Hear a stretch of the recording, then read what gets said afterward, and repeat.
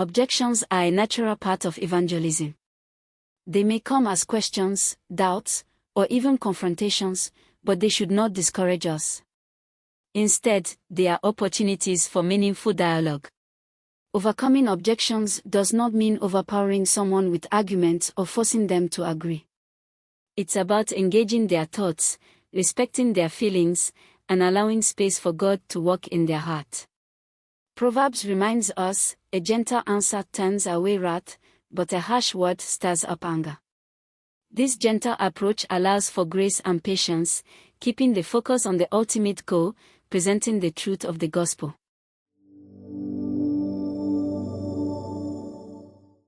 When objections arise, a wise way to respond is by asking thoughtful questions. Rather than jumping into a defense, seek to understand the other person's perspective. For example, you can ask, "What do you mean by that?" This clarifies their concerns and shows you care about their thoughts. If someone says, "Christianity is intolerant," ask, "What do you mean by intolerance?" This simple question opens the door for honest discussion. Another helpful question is, "How did you come to that conclusion?" This probes deeper into their reasoning, encouraging them to reflect on what they believe and why. If someone claims, "The Bible is full of errors," ask, "How did you come to that conclusion? Could you provide an example?" Such questions help uncover whether their objection is based on facts or assumptions. Finally, the question, "Have you ever considered?" introduces a fresh perspective without being confrontational.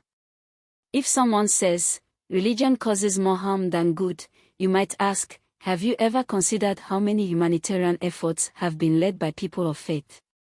This shifts the conversation from accusation to exploration.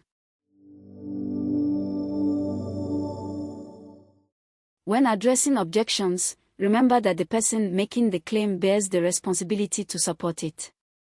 This is called shifting the burden of proof. Instead of rushing to defend your faith, ask, "Why do you believe that?" or "What led you to that conclusion?"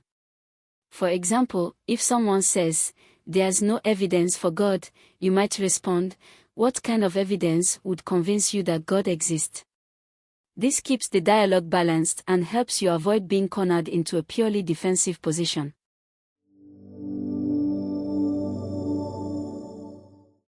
Common objections often follow patterns.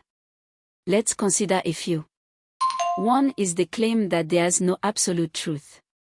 This objection is self-contradictory because the statement itself assumes an absolute truth. If someone makes this claim, ask, "What do you mean by relative truth?" or "Isn't the statement that there is no absolute truth itself an absolute statement?" These questions expose the inconsistency in a gentle way. Another objection is that the Bible is full of contradictions. When you hear this, ask for specifics. Can you give an example of a contradiction you found? Often, people have not personally examined the Bible. Offer to look into their examples together and discuss how context can clarify misunderstandings. One of the most emotionally charged objections is, "Why would a good God allow suffering?" This question touches deep pain and requires sensitivity. Begin by asking, "What kind of suffering are you referring to?" or "How did you connect suffering to God's character?" Then, gently offer a new perspective. "Have you considered that suffering might serve a purpose we don't fully understand?" or "Have you thought about how God's goodness might coexist with suffering?" While these answers may not resolve the pain immediately, they can open a path for further reflection.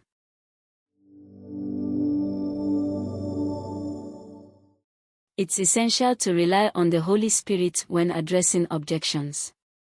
No matter how well we present the gospel, only God can change hearts. Pray silently as you speak, asking for wisdom and grace. If the moment is right, offer to pray with the person. This invites God's presence into the conversation and can soften resistance.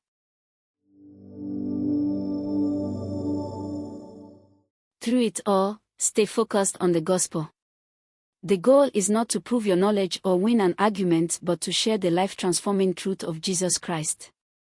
As Paul said, I resolved to know nothing while I was with you except Jesus Christ and Him crucified. Even if the person doesn't make a decision for Christ right away, trust that your role is to plant seeds. Some plant, some water, but God makes the growth. Hostility may arise in conversations about faith, but remain calm and respectful. If someone becomes angry, listen with empathy. Their frustration may stem from personal pain or misunderstanding. If needed, politely suggest continuing the discussion later when emotions have settled. Proverbs advises us to use words with restraint and maintain an even temper. Ultimately, the purpose of addressing objections is to guide the other person toward thoughtful reflection.